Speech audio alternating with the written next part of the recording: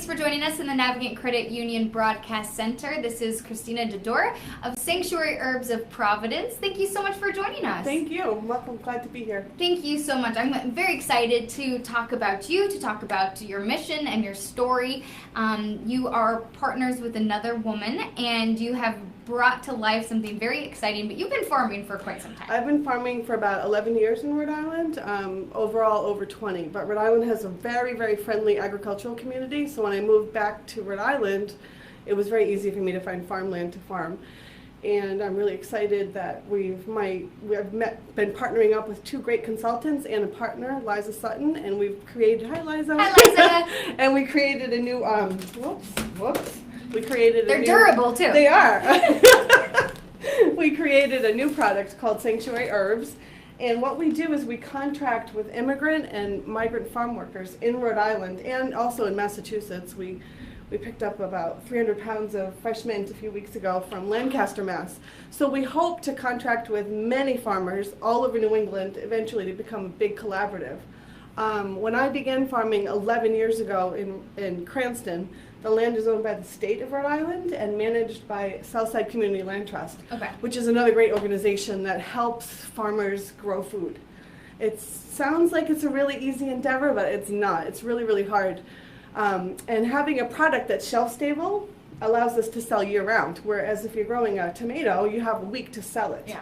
And so with growing the herbs, we're really excited to have a product that will have a 2-year shelf life, be the freshest that it can be, much better than what's getting shipped in from China, India, Pakistan. If you go online and you look up herbal teas, you'll find that most of it comes from overseas. Not from here, yeah. No, so by the time it gets to the shelf, it's God knows how old, what could possibly be in it from the transportation. Our herbs, our tisanes, and our culinary herbs are grown within months and then processed and then put in the package, and then you have it in your teapot. And then you have it right here. Yes. So let's talk a little bit about the mission first, because that's kind of what drew me to reaching out. Sanctuary Herbs of Providence. Talk to me about the name, because the whole point was trying to get this up and working with immigrants and with refugees around that keyword sanctuary. So talk to me a little bit about that and kind of where just the idea came from. So this kind of happened back in January when we had our newly elected president. There was a little bit of turbulence. There was a lot of turbulence, and we were really upset. We were like, this can't be happening. This is America. This is supposed to be the land for everyone to have opportunity. So when we decided to come up with the name, we were going back and forth, and Providence being a sanctuary city, we grabbed hold of that. Local, because Cranston is just 15 minutes outside of Providence. So we wanted people to know that our herbs are a good, profitable, healthy way to feel safe. We wanted people, and we're contracting. We have, I think the majority of our farmers have come from Laos. They're Hmong people, and they've been in this country since the 70s, right after the Vietnam War. Wow. So we're really excited, and they're magnificent growers. They grow things that we've never heard of. One of the herbs that we specialize in is called medlar, and Chang and her husband Jur, they drink medlar tea every day. And they say they never wear glasses, and they're in their 70s. So I believe that. So I need to start drinking that. Yes, medlar tea. Well, it's not around yet. We're drying it now. Okay. But and then we have other farmers who are Hispanic, and they grow their special herbs. And then there's myself. I also provide some of the herbs from Blue Skies Farm. But we can't do it alone. That's the thing. We have to be collaborative. We want to get as much local herb from the state of Rhode Island and probably Massachusetts and Connecticut into our processing room, into our drying room. And it also provides the immigrant or the refugee farmer with a stable income. We contract with them. We have them sign a contract, and we want them to grow the herbs for us. So that way, like I said, sometimes you can't sell that tomato in a week's time, but with the herbs, they know we're going to buy from them, and it creates a real strong economic opportunity. So we're excited to not only provide local fresh product, but also to guarantee a viable income for the immigrant. So are they using, these farmers, are they using different plots of land? Are they using that rented out land? Yeah, so where I farm, it's a 50-acre farm that's owned by the Division of Agriculture, which is the DEM, and they lease it to Southside Community Land Trust, and there are 9 farmers that lease the land from the land trust. Okay. So we have 5-year leases. As part of our lease, everything is grown chemical-free. We can't use the word organic because we're not certified organic. The USDA is very strict. I've learned that this is a very tough process to get organic certified. It is, and I'm very cautious with using the word because I want to respect the people that have gone through the process. That's fair. That's fair. It is, yeah. But our farmers, we sign our lease, and we are chemical-free. No one uses synthetic fertilizers or pesticides. If the bugs come, the crop fails, we just keep planting. Wow. Yeah, wow, that's tough. So then you are working with these groups of people as well as yourself, and then sign a contract, and then sell the herbs to you, and then you're going through and processing them. Then, so are you encouraging different groups of farmers out there to say, hey, maybe try planting these things because it could be more economically stable for you rather than, planting corn or wheat or whatever it is? Yes, try this. Absolutely. With the farmers that we contract with, some of them don't know. They know what spearmint is, but they don't necessarily know what peppermint is. Yeah. So or what to use it for. Yeah. So we'll give them the seeds, we'll give them the plants, and like lemon balm. Like some cultures don't really use that, but we use that. So we will help them. This is so cool. Have access. Yeah, it's a lot of fun. There's always something lost in translation a few times, but that's where having a partner and having other people around really helps. Because sometimes the English is not as well as you think it is, and having other people around to help cross the communication line is good. Well, yeah, if you're dealing with different sections of different cultures and they have a communication barrier, then I can see how one thing could be misled to another thing. It happens, yeah. But I've been working out at Urban Edge Farm for about 11 years, and everybody really helps each other. We're trying to, make a real, instead of being competitive, which we all are, we're all competitive, but we also know how difficult agriculture is and how difficult farming is. So we want to help each other. We don't want to be enemies. We want to be friends. Yeah. So. Well, and I would think too, with a state that truly experiences 4 seasons a year, that I would think that this would be a tough place. It is. It's a little tricky. I know nothing about farming, so well, maybe I don't say that. Maybe that's a very no, it's true. statement. It's true. No, it's not at all. Farming is very difficult. You have the weather, you have the temperature, you have the pests. You have one year when we had a hurricane at the end of September, the storm blew in, knocked down all the tomatoes I had in the greenhouse, and my crop was ruined. So yeah, catastrophes happen. Absolutely. And one other thing that's really important, not so much on an herbal level, but in the wintertime you can grow greens.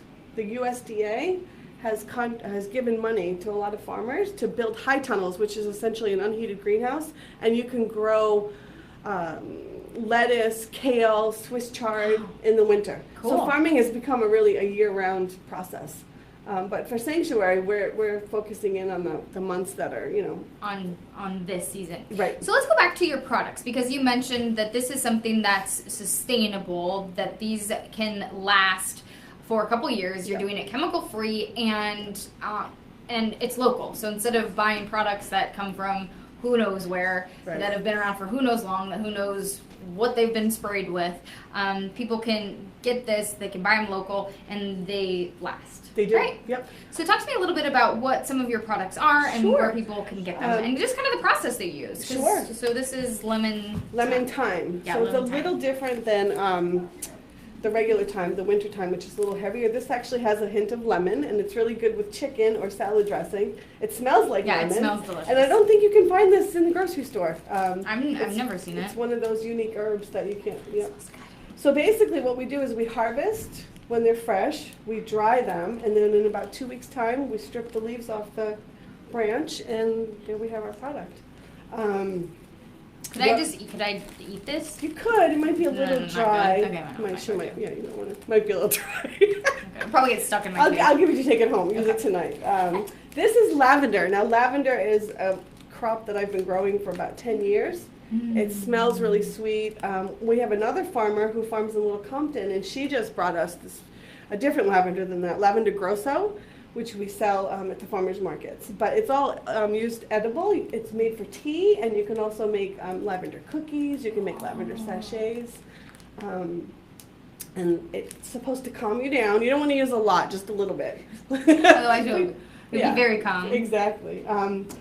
We also grow, some of our teas are lemon balm, spearmint. We have stinging nettle, which is actually a wild herb on the farm. It's supposed to be good for you in some regard, right? Extremely good for you. Very high in iron, very high in vitamins and minerals. It's very earthy, like you can almost taste the iron.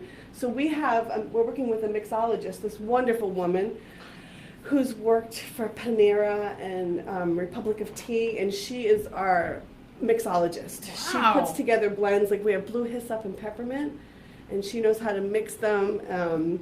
Getting very excited. Yeah, it's really exciting. Then we have more advanced blends that have ginger and lemongrass and 3 other products in there that she's concocted. That'll be out at the end of the year because you can't harvest lemongrass until the end of the year. So some mixes will be only available at the end of the year. Okay. So we're lucky to work with Myrna, and she does our mixes.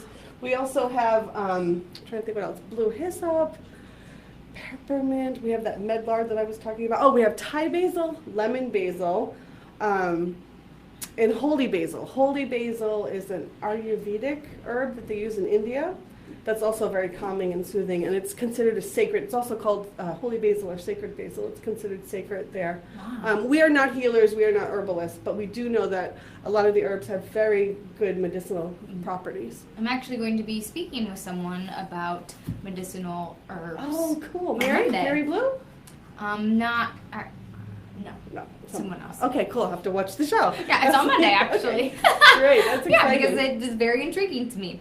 Yeah. This is very exciting. Just with the minute or two that we have left, Sure. Where can people find your products? I know that you've been at farmers markets and that kind of Yes. stuff. So where can people So find you? we are at farmers markets, Patuxent Village in Cranston. That's Saturdays 9 to 1.